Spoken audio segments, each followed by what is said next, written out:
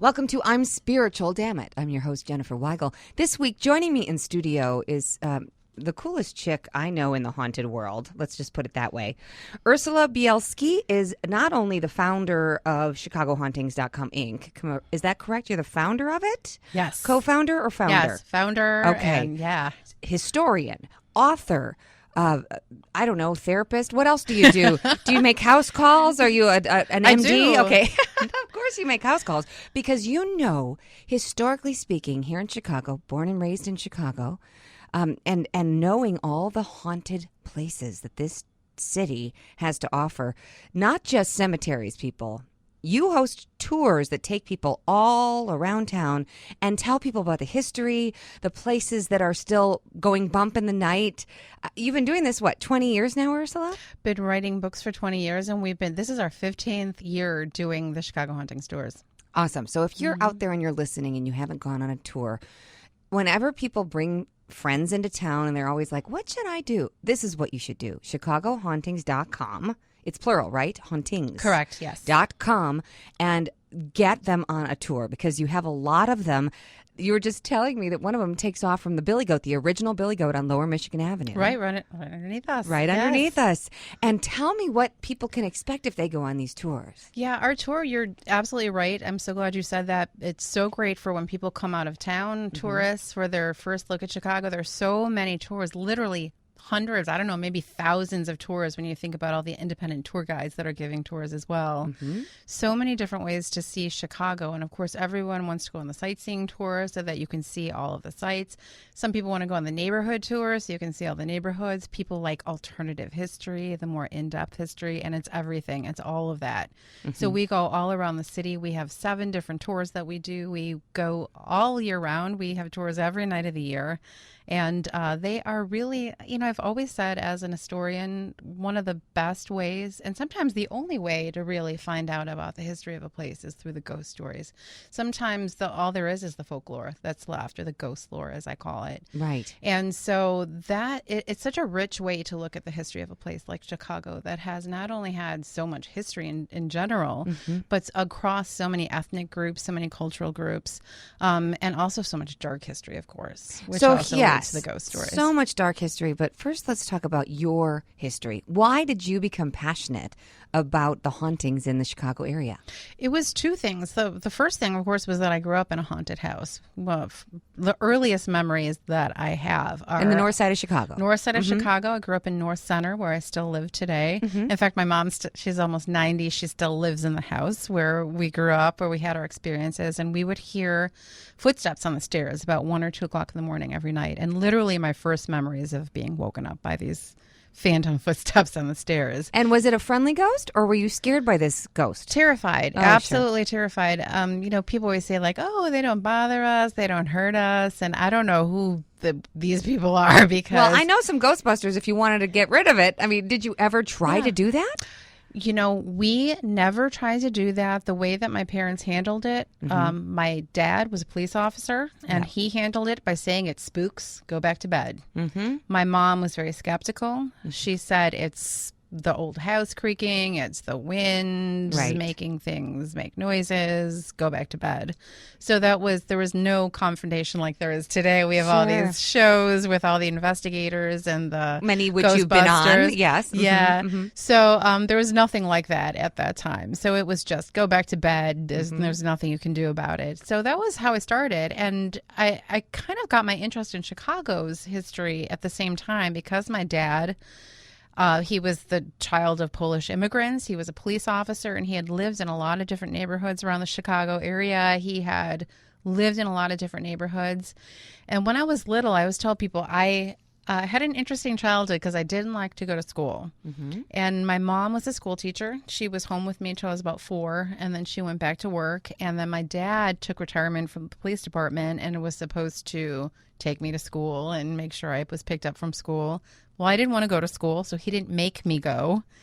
And instead, he would give me he gave me his own education by taking me around Chicago and teaching me about Chicago history, taking me to different cemeteries, starting off with Graceland Cemetery right by our house, and taking me to all the different neighborhoods where he'd live. We meet his friends, talk to his old friends, immigrant friends, family members, police officers, and all the different police stations. And Wow. the conversation always came around to the ghost stories. Well, Always speaking of comes around to immigrants and ghost ghost stories. stories, one of the biggest disasters that ever hit Chicago is the Eastland Disaster. Right. And so many immigrant families, entire families were wiped out. And this didn't get the kind of press that the Titanic got, because the Titanic was a lot of first-class, high-end, famous people, whereas this was, a day trip for a bunch of families to go across Lake Michigan over to Michigan. Right. And the boat tips and so many people died. It was stunning and tragic for this city. Talk to me on your tours. What do you guys do as far as like honoring the Eastland? And I know you probably at the intersection of, what is it, Dearborn and Clark, or it's right at the LaSalle Street Bridge. LaSalle, right, yeah. Mm-hmm. It's really something. Yeah, last year we had a huge tour, an all-day tour that was just to commemorate the Eastland. And actually, the year before that, we did a concert at Bohemian National Cemetery that was honoring the Eastland, where it was experimental music that incorporated EVP, actual recordings of the dead from the site of the Eastland Disaster, where we used waterproof microphones and submerged them at the site of the disaster and recorded voices there, and actually got many, many voices saying, everyone's drowning, no one can swim, everyone's going down, the boat's going down, the boat turned over, and went over to the old Harpo Studios, which is now demolished, Oprah Winfrey's studios, which was the main morgue. Yeah, right. Where more than 500 of the dead were laid out on the floor over the course, I would say, over the course of 8 days in July of 1915, that loved ones lined up to try and find and identify their loved ones to take them for burial. You think, even if there's no ghost there, just that emotion, that trauma of all of those people has to haunt that site forever, for hundreds of years to come. Right. That residual energy from that emotion.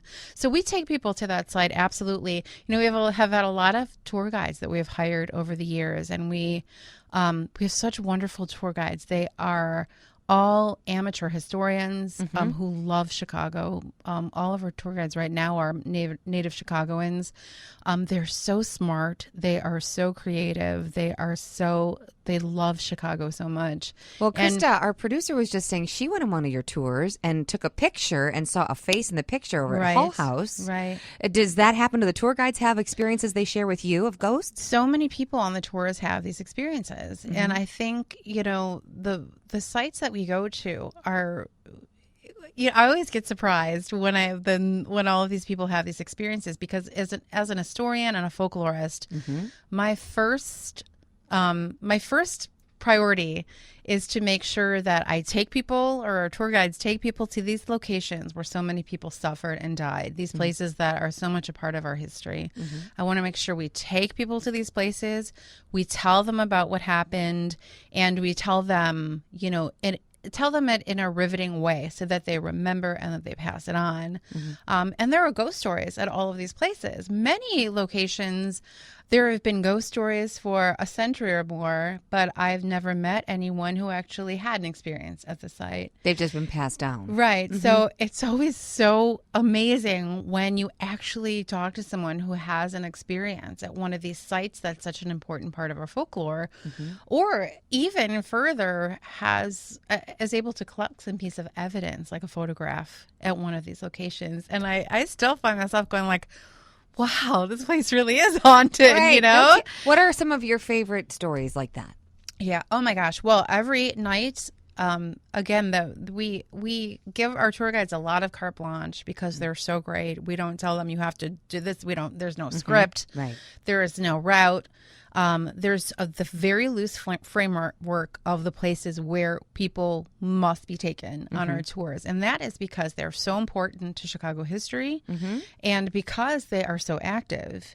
And they are, I'll tell you right now, they are the Eastland Disaster site along the Chicago River. 844 people in just a few minutes drowned on the Chicago River. Incredible. The site of the Iroquois Theater fire, where the Oriental Theater is right now. That's right. 602 people died on the afternoon of December 30th, 1903 at when the theater had only been open for about 6 weeks. It's the Oriental Theater today. And not only inside the new theater, which was built there years after the original was demolished after the fire, but in particular the alley behind, which is still called Death Alley, because of more than 120 people died in that alley. Because they got trampled and couldn't get out, right? Yeah, and there had been no fire escape that was installed. So about 300 people in the balcony had to jump or were pushed or fell from that fire escape door level. Wow. So that's another location where every night without fail, somebody has an experience there or takes a photograph or records something on one of the tours. Hull House. We talked about, your producer with talked Krista, about, that there are so many experiences that people have there. This is location that was the inspiration for the novelist Ira Levin, who wrote Rosemary's Baby, which became one of the greatest horror films of all time.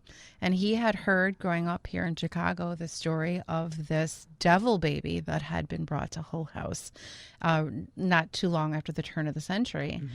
This is that little Victorian house that's on the campus of the University of Illinois at Chicago on Halsted Street. And to this day, that is one of the most actively haunted sites in Chicago. It's known as the most haunted house in Chicago. And from literally the second week that we started our tours back in 2003, that was the last stop of the night because we could count on it to do something. Yeah. And just send people home terrified, which is what we wanted to do, of course. Right, you sure. know? So we still do that. It's still the last stop on the tour every night. And every really bone-chilling photograph that's been taken on the tours has been taken there, including numerous pictures of a very... people talk about shadow figures all the time. And, you see a picture of the shadow figure and you look and there's this kind of like a, nothing. Blob. Yeah. Just hooded black figures with legs and arms and feet standing behind someone that someone's taking a picture of at the location, and always in the same spot in the garden next to the house, which, according to legend, is a portal. I was going to ask, do you think it's a portal for bad people, bad spirits, rather, to come and go? That has been the story for I don't know how many years. Okay. And I don't know where it comes from. Portals come from Native American lore. Native Americans tell us that when their ancestors were forced off their land during the time of American settlement, right, that one of the little tricks that their ancestors would play would be to open up these interdimensional doorways so that... basically opening up an airport terminal for the supernatural on the location so that the white settlers would be plagued by these demons and spirits and what have you. And it's interesting. I have, we only have so much Native American history, right, going back to probably 1800 as far as maps and things go. So we don't know. We don't see it up to that point any Native American settlement on that land, but their history going back so many millions of years, who knows what happened on that location. Yes. Okay. After Hull House, what's another one? Oh my gosh. People ask me always, what is the most haunted place in the city of Chicago? Yes. Without question, the Congress Plaza Hotel. Wow. Yeah. Why? Why do you think that is? I don't know why it is at all. No idea. Wow. It is such a crazy place. I mean, just talk about portals. It's Congress Hotel was built on, and this is the hotel that you see right on Michigan Avenue across from Buckingham Fountain. Right. And it was built as one of the hotels to take in visitors to the World's Fair of 1893. And there are, I think, almost 900 rooms in the hotel and the two towers. And it was originally the Auditorium Annex Hotel with the Auditorium Theater across Congress Boulevard. And this place has so many ghost stories in it, so many things that have been experienced. I have stayed there myself 4 nights, and every night had one of the most harrowing, it's the top 4 most harrowing experiences. What happened to ever. you? The first night I stayed there, it was right before we had our first Chicago Ghost Conference there in 2007, and I stayed there that weekend. And the first night I stayed there, which was very unfortunate because I had like 500 people coming the next day for this conference, and I did not sleep a wink because I had tried to take a shower before I went to bed, and I could not get the shower to work. And they were really backed up at the service desk, and they couldn't send anyone up till like the next day to fix the shower. And they said they would change my room, and I said, never mind, it's fine. I'll just deal with it later. Put my hair in a scrunchie and go. Exactly. Okay. So I went to bed, and all night long was woken up by the sound of the shower turning on at full blast in the middle of the night. Oh, come on. Would turn it off, and it would happen again. Wow. So that was the first night. The second night that I stayed there, a couple of years later, I called the night of the incessant knocking. Every time I would lie down and go to sleep. At the door? At the door. Okay. Knocking on the door. Go to the door. Look out the peephole. No one there. Yeah. Open up the door. No one there. Got it. Okay. And in the middle of a long hallway. Sure. Whereas there's nowhere for anyone to go. Mm-hmm. Try to go to sleep again a few minutes later. Knocking on the door again. So that was the second night. Third night, one of the things as a paranormal investigator, like pretty tough, Yeah, you know? sure. You've seen a lot of stuff. Yeah. But one of the things I wanted never to happen to me, the covers pulled off of you as you're sleeping. Oh, come on. Yes. They pulled off the covers. Pulling off of me while I was sleeping. Okay, at this point, did you say, hey, get out? I mean, you have to know, as a paranormal Oh, yeah. investigator. Oh, yeah, I did. You put up the boundaries and say, get the hell out. That's exactly what I did. Okay. And all the lights went on and the TV at full blast for the rest of the night. Do you think they were just like, all right, this lady's a paranormal investigator. She does these tours. We can play with her head. Did they just think you were a target and that maybe you wouldn't stand up to them or what? You know, it's so interesting that you said that to me because I've never considered that in my entire career, that maybe someone was messing with me because of what your I did. job. Yes. I've never thought about that. Oh my gosh, you have like the resume of all ghosts' dreams. They're Never thinking, thought put about me that. in your tour. The last night Yeah. was 3 years ago. I thought like, hey, let's put together a little weekend at the Congress Hotel. And I went on Facebook and said, like, does anyone want to do a haunted weekend at the Congress this weekend? So we had about 10 people that wanted to do it. So we all just booked rooms on the 12th floor of the North Tower, which is the most active part of the hotel. Okay. And so we just met, and I gave a loop walking tour, haunted walking tour, and we had some dinner, and then we investigated each other's rooms, which was interesting until about 3:30 in the morning. And I was there with my 2 daughters. And so my younger daughter, who's not too much into this, had gone back to the room to watch TV, and she had gone to bed. My older daughter, who's 18 now, she's about 15 then, had stayed with me, and we'd investigated. And then about 3:30 a.m., we said goodnight to everyone and went back to the room to go to sleep. So my older daughter got into bed with my younger one, and I got into my bed, and we said goodnight, and turned out the lights. And about 45 seconds later, we started to hear these 2 men whispering together at the foot of the bed. What? Going, do you think they're still awake? Oh, jeez. Yeah. And were you like, yes, we are. Get out. I was so terrified. What did your daughter do? I was thinking like, oh, please be asleep. Please Right. don't be hearing this. Please be asleep. Because she likes this stuff. Mm-hmm. But she's like me. When it's time to go to bed, no. Right, knock it off. No. And she also gets really, really, really scared. So she would have, it was 4 o'clock in the morning at this time. Had she zonked out? Yeah. No. I was hoping she would Yeah. be, so we wouldn't have to like pack up and go home, not too far away, Right. but still. And I thought like, okay, good, she's asleep. And then as soon as I thought that, I heard, Mom, Did you hear do you hear that? And I tried to blow it off Yeah. and say like, what do you mean? And I said, you know what? I do hear it, but I think it's just like, the air conditioning or something. So just, go back to sleep. I'm going to turn off the air and we'll just go back to sleep. She said, okay. Mm-hmm. So I turned everything off and said, good night. A few minutes later again, we started to hear him talking again. Oh, my gosh. Like, Do you think they're asleep? Okay, how many times did you put up with this? we then turned once again, second time, turned all the lights on, turned the TV on in full blast. My younger daughter was like, "What the heck is going on?" Right. Well, in all your experiences, do you have like a protection kit? I mean, honestly. Oh my gosh, absolutely. So did you just bring your sage and spray it and light it and light your candles, or what do you do? Do you have crosses? I mean, what's part of your protection kit? Yeah, we just pray. Whenever I go somewhere, it's always the Our Father and the St. Michael prayer. And over the years, I always wear a crucifix and religious medals. And I've had friends that have given me over the years jewelry with black tourmaline and other things that are supposed to ward off the negative entities. So, well, Michael Bodine told me he was really funny. Michael Bodine, Ghostbuster in Minnesota. Yeah. He and his sister Echo do ghost bustings. He says, you can wield a cross all day long, but if you've got a Jewish ghost, that's not really going to do much. It's so true, and that's why you mentioned sage. And I have all these people who are Christians that always call me up and go like, "I don't know what's wrong," like Nothing's we had all working. the stuff going on in the house, and I saged the whole house. I'm like, why would you do that? You're a Christian. Why would you do that?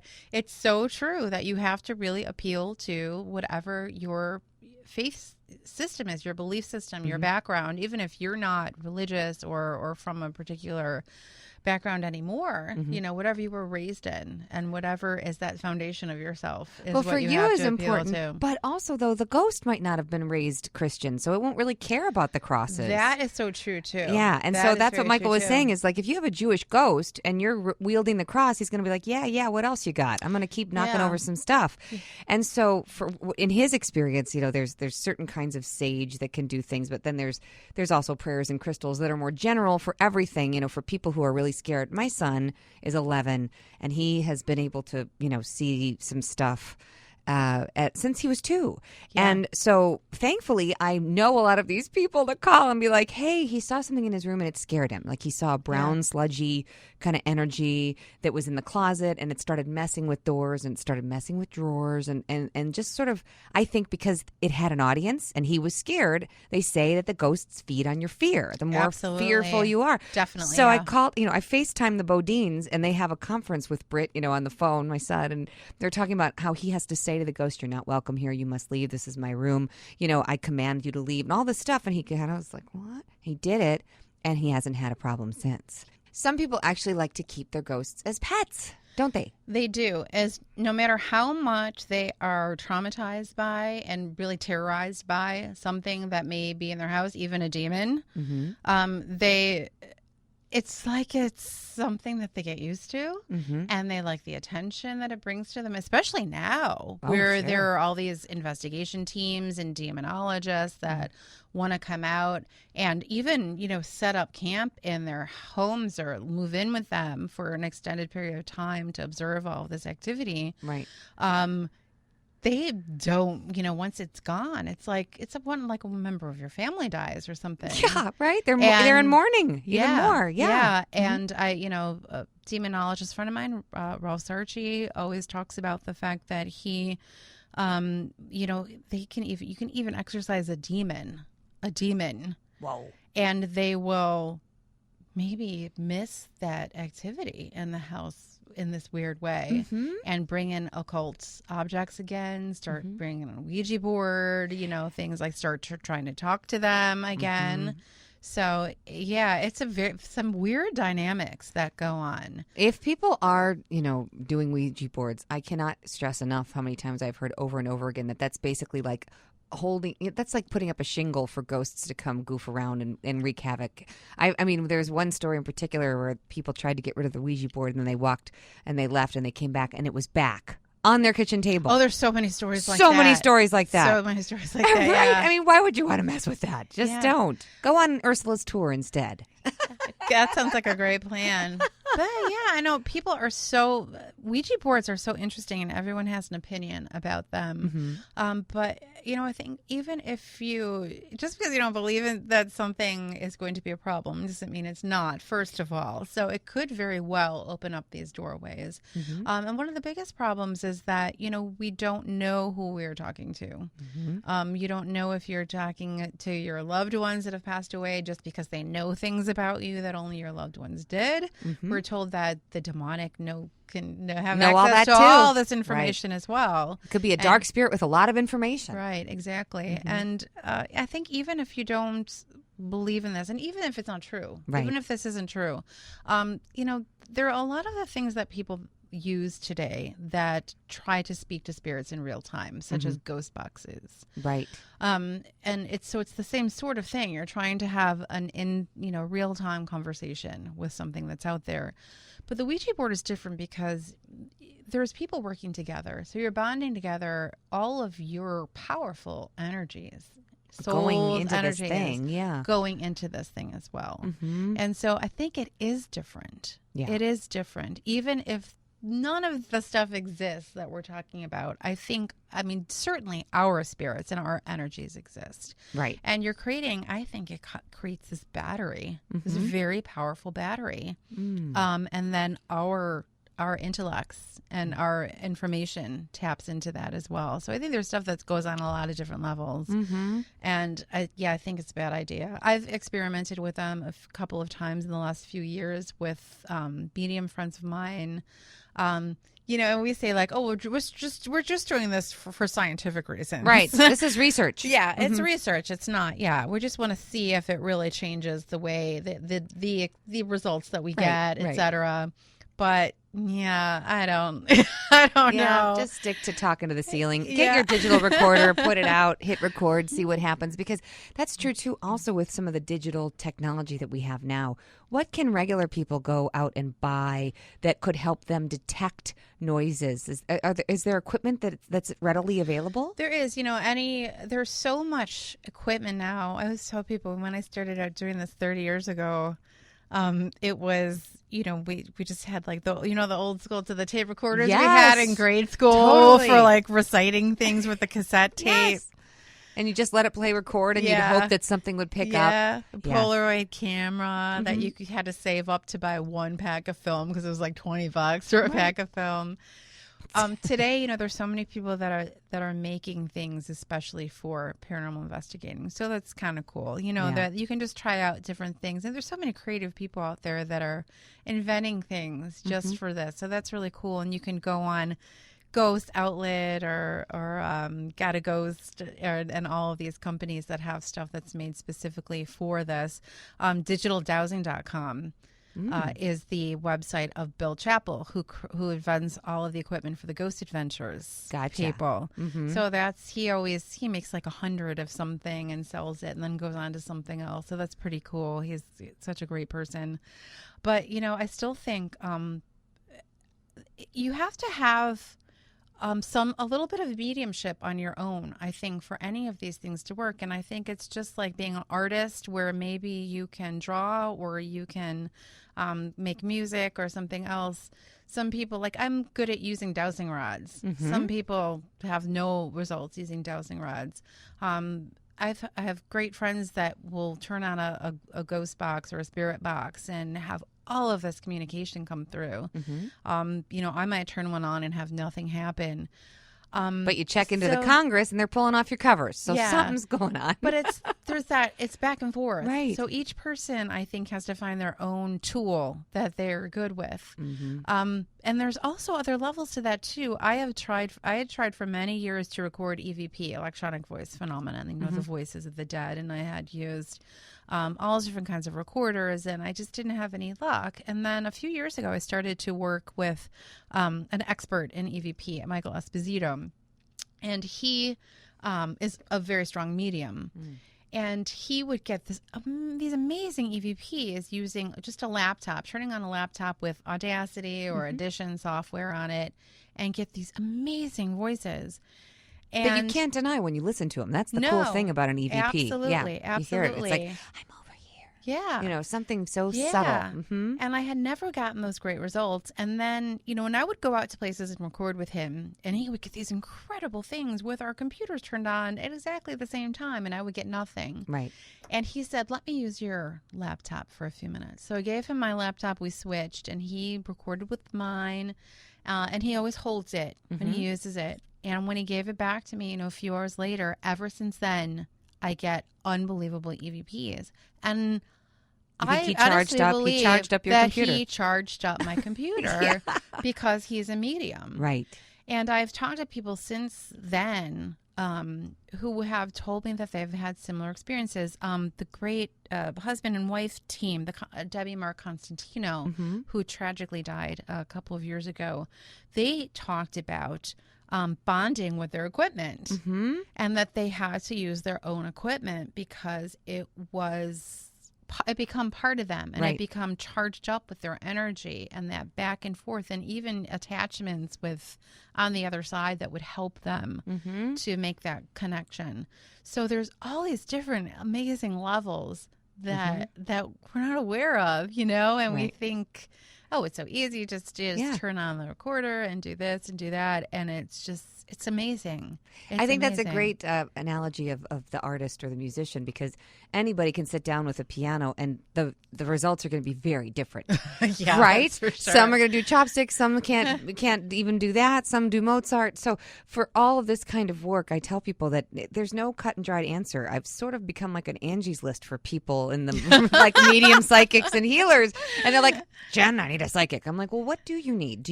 Are you just stuck in your rut with your job, or are you grieving over a lost loved one, or do you have pain in your side and it's making you depressed? Like there's so many. It's like saying I want a doctor. Well, what's wrong? Does your foot hurt? Your ear, nose, and throat? There's so many true. Levels, right? Very, very true. So smart. So I think that with this work, there's just so many layers going on, and then the more evidence that we can bring to the table, which is why I respect so much what you're doing, because you're bridging the historic piece of it.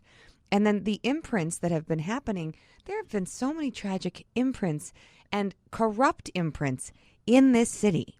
Do you think it's possible to undo that? Or is like a city just destined to have these kind of things? I mean, from the Chicago fire until present day, from politics to just natural disasters, shit's hit the fan here, Yeah. What are your thoughts about that as far as places and Again, imprints? there's so many levels. There's first of all the things that people do, the terrible things that people do, and then there's the idea that perhaps they were inspired to do these things just by the place itself. Yeah, and then do they in turn change the energy and influence other people to do these things? And I think you're absolutely right. I don't think there's any possible way that this city is going to suddenly or even gradually become Pleasantville. Yeah, exactly. This first, was brought to my attention many years ago. I went to speak at a conference in Seattle, and it was a paranormal conference, but a very new age. It's very different than the kind of conference that we do in Chicago, which is very negative, strangely enough. Everything's about death and ghosts and everything else, and out there, it's more about light and healing and energy. And I went out there and I talked to so many people at this conference who asked me where I was from, and I said Chicago, and so many people I talked to said they were from Chicago or from New York or from Philadelphia, but that they moved to the West Coast because they couldn't handle the energy here. The heavy energy, the dark energy, not because of our history or what not on that level, not that's on that simple level, but or more complex level, but just because of the age of where we live, just because of the age of the history here, right? And that everything's lighter there because there's less history there. Interesting. I mean, there's Native American and other kind of history that we aren't as versed in and tapped into. Right, but not that congested, convoluted, intertwining, negative. Right.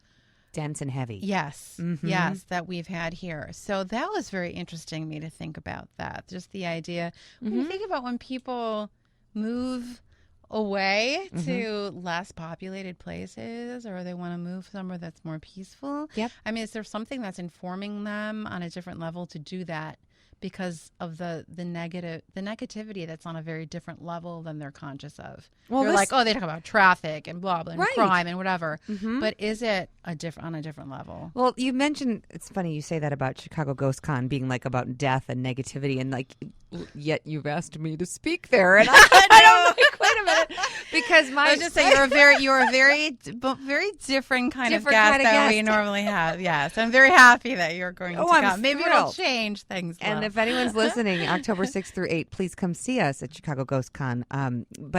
But truly, do you think that some of the people in this space actually thrive on the negative instead of trying to use this as a positive? Because it could be really informative and cool, like this is what happened and this is who's here, but like, let's shift it and send them into the light. But no.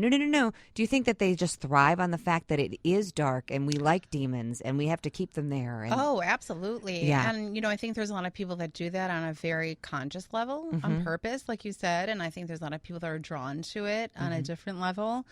Just simple things like when you think about the forest preserves here in Cook County, the forest preserves are created so we could all enjoy these lovely outdoor areas as urban people, and they are the centers of suicide and murder and burying bodies, all sorts of burying bodies, deviant activity, everything under the sun, ritual, sacrifice, and ritual activity, and it's interesting. I think that definitely. We talk about these places. The late ghost hunter, Chicago ghost hunter Richard Crowe, he used to talk about the layer cake effect at these haunted locations in Chicago. And comes to my mind all the time is Bachelor's Grove Cemetery out in the forest preserves on the southwest side. Bachelor's Grove is this little 1-acre cemetery in the middle of the forest preserves at 143rd and Central, around that area. Yeah. Was a little settler cemetery in the early 1800s, and it has become one of the most haunted places in the world. And I think a lot of that has to do with, there was desecration of the graves over the years, a lot of ritual activity that followed the desecration of the graves and the digging up of the graves, more paranormal activity that followed the ritual activity. And so you get all of these layers of activity and phenomena that occur. And that has to be true for Chicago as a whole, where there was, I really strongly believe that there was some sort of negativity in the environment here, or the atmosphere here. I've talked to people that, psychics and sensitives that have talked about, and people that are very schooled in like tectonics and the earth and things like that. They say it's the land itself, and it's where we are, even on the, as far as latitude and longitude, ley lines and stuff, all of that, that set the stage for all of it. And then you have, the clashes with the Native Americans and the settlers that happened, which created negative impressions. And probably those negative impressions lured other people here, negative people here. And then that's gone on for all of these years. With all of these different, the immigrants that came and all of the different layers, like you talk about, it's like segregation and racism and all these conflict, right? And so the layers that keep going on with that, then you've got the criminal aspect of things. We didn't even talk about Capone era. On some of your tours. I know that the old Biograph is on there, the Red Lion, of course, on North Lincoln. Even the Red Lion pub, when they redid it, Colin, the owner, it's like it still has the energy, even though the second floor isn't there anymore. You can still feel the energy of the hauntings that happened around there. Yeah, it's so very, very true. And I know, it's so interesting when you look at the history of Chicago. And I know Colin always talked about the Red Lion was the first place I ever investigated as a paranormal investigator. It was Easter Sunday night, 1988, which hooked me because of the stuff that happened that night. What happened? Oh, gosh, because it's really funny. That was the first place I ever did a television sort of thing for WGN in the paranormal space when I was working on the morning show. Okay, so what happened for you? Well, it was interesting because I was going to school at Benedictine University in Lisle. I was, I think, a sophomore at the time. And I had a friend that was a psychology major, and he was really concentrating his studies on parapsychology. So he was doing a lot of field work in investigating ghosts and hauntings.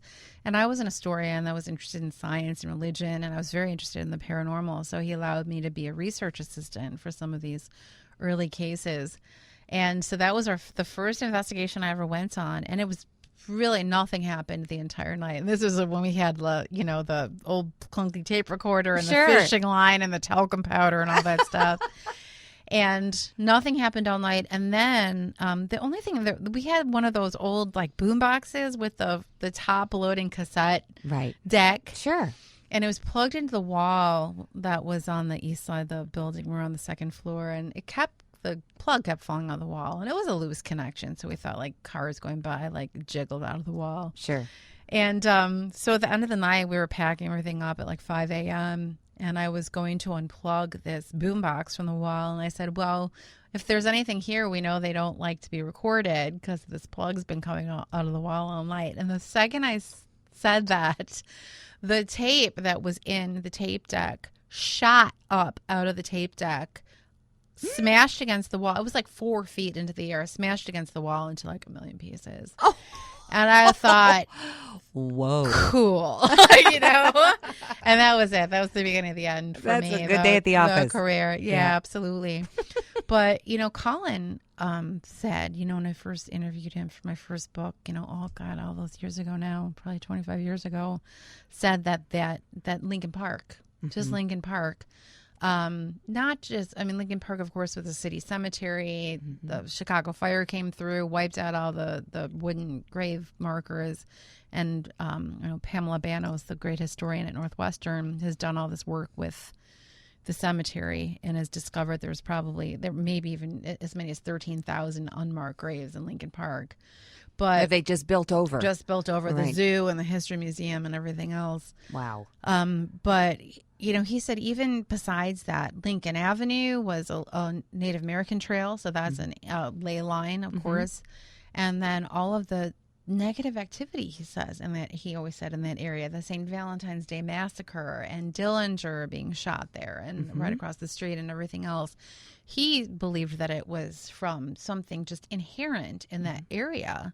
And going back there too, there's probably one of the largest Native American settlements in the Chicago area was right there on the lakefront in Lincoln Park. Wow. So it's all connected. It's all connected. It is all connected. Is it true that the Eisenhower was just built over graves, that they didn't relocate? I don't know where I heard that, but absolutely. And I think all of our expressways here were just built over graves. And this is still going on. We still hear about this happening all the time where graves are just built over. Or they say that they relocated them, and all the people that live in the area that are at the construction site say like, yeah, we saw him move the tombstones, but we didn't see him take anything up. Right. Yeah. So we wonder why traffic is always so terrible. We're just built over a road, over dead bodies. Yeah. That's just so disturbing. But at the same token, I'm not surprised. No. I think we think that things have changed a lot and that we have a lot more respect for history and a lot more respect for the dead. But the interest in and the focus on development and always moving ahead and developing and plowing forward and money. Right. Money is always the first thing. Sure. It is always going to and always has eclipsed everything else. And I always say that anything else is a token. Any of these other small efforts that people make a big deal about, that, we made this little memorial park at Dunning, where 48,000 bodies were plowed under the soil and built over. Jeez. But we took 100 of them and moved them and put a plaque up. And so. Yeah, so it's fine, Yeah. When you were a kid and your dad would take you around town and tell you, what are some of the favorite stories that he told you that really stuck? Oh my gosh. One of the stories that I will never forget, he used to take me to, he retired at the Maxwell Street Police Station, which probably a lot of people remember because it was used as in the opening credits of Hill Street Blues. Oh, that sure. was the police station that was used as the set. And he retired out of there and he used to take me, and this is, it's the campus police headquarters now at UIC. Right. And right near Hull House, actually. A very haunted area. Right. I was right say around that there. Hull House and St. Ignatius and Holy Family and all of this stuff. But he used to take me there as a kid I was probably 5 or 6 years old, and he would sit me up on the watch commander's desk, and the watch commander would tell me these terrifying stories because that police station was. I know you wonder why I'm so messed up now, right? Oh, come on, no, but it's great. Then There's you're nothing else I could have done. done. He would tell me because the Maxwell Street police station, they called it the Old Red Ship because it was one of the bloodiest police districts ever in American history. That district, at the turn of the 19th century, they were writing up like a murder a day in that neighborhood. And, it was one of the biggest ghettos in the world with every kind of vice and crime under the sun because it was the threshold for all the hundreds of thousands of immigrants and, all of our ancestors that came into Chicago during all those decades came through that neighborhood with nothing, speaking no English, having nothing, a lot of single mothers with their kids that, we don't hear a lot about that were trying to fend for themselves. So there was a lot of difficulty. And the Maxwell Street Police Station, with all of this crime that was coming in there, the lockup was in the basement, and it was notorious. They had two like troughs they're carved out of the concrete floor. One was for urinating and defecating, and one was for drinking out of. Oh, and God. Yeah, it was brutal. And there were so many people that died down there, so many people that took their own lives that were incarcerated down there. And we also had stories too that a lot of these stories that you hear about trying to get confessions out of criminals are said to have originated there. So, for example, pushing a criminal down the 3 flights of stairs to get a confession out of them, or beating them on the knees with telephone books, supposedly originated there. So this is a very brutal place. And the watch commander, when I was 5 or 6 years old, would tell me about how they would hear screaming and crying and wailing still coming from the basement where the lockup used to be. And it was very interesting because later on, when I started to research these places, I found out that in the 1970s, Mayor Richard J. Daley, the first one, ordered that the bars on the old lockup in the basement of the Maxwell Street Police Station should be sawed down to the ground as a symbol of a new era for the west side of Chicago. And I found out from the police officers there that was actually done in an effort to stop this activity, this paranormal activity that was going on, because it was so crazy, the screaming and wailing that they were hearing. So some interesting backstories to some of the things that we hear about. Take your child to work day. Yeah.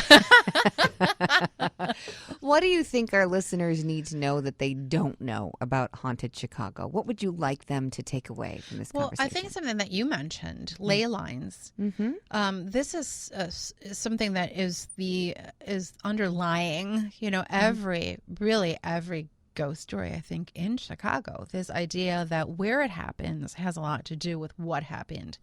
And almost always it goes back to the Native American history. Not that, there's a lot of paranormal stuff in Chicago that has to do with white settlers messing with the Native Americans and the land being cursed and all of that. That's one aspect of it.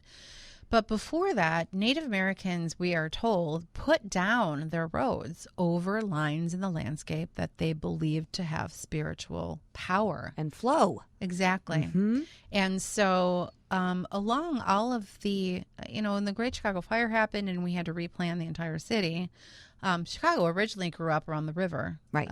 Like every other major city. But the fire wiped that all out. Right. And so we had the opportunity then, famously, to redesign our city in a much more sensible, planned out way. And so we have this beautiful grid system that's been copied all over the world. But you can see where those ancient Indian roads are because they're the diagonal streets that still remain. Lincoln Avenue, Milwaukee, Elston, Archer, very famously, and Resurrection Mary and all of her friends. Right. So these are the ancient Native American trails. Clark Street, the old Green Bay Trail. Yes. And these are very haunted roads, very active, spiritually active roads. And, we find that in Native American lore, and we find it in all of our ghost lore. And so that's something that I'd really like people to be aware of, that whenever you see a diagonal street in Chicago, whenever you're traveling around one of these diagonal streets, that is an ancient ancient road. Mm-hmm. And it was probably put down because of its spiritual or paranormal qualities. Mm-hmm. So look, there are ghost stories, and see how many of those match up to these locations, because it's the great vast majority. Fantastic. ChicagoHauntings.com is where you can find out more about the tours, about Ursula, her books. Also, Chicago Ghost Con coming up in October 6th through 8th. I believe, obviously, tickets available. Tickets available, yes. Okay, so people can go online, and that's available at ChicagoHauntings.com, or is it a separate yes, site? ChicagoHauntings.com has all the information for the tours, and if you just scroll down, there's a big poster for the conference. You can just click on that, or click on right on your beautiful face.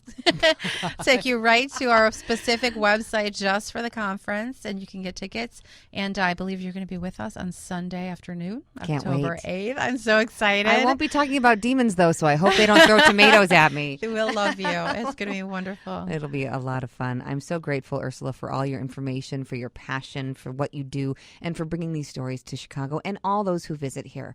So keep doing what you're doing, and thanks for being spiritual, damn it. Thank you. Thank you. Thank you. Thank you. Thank you. Thank you. Thank you. Thank you. Thank you. Thank you. Thank you.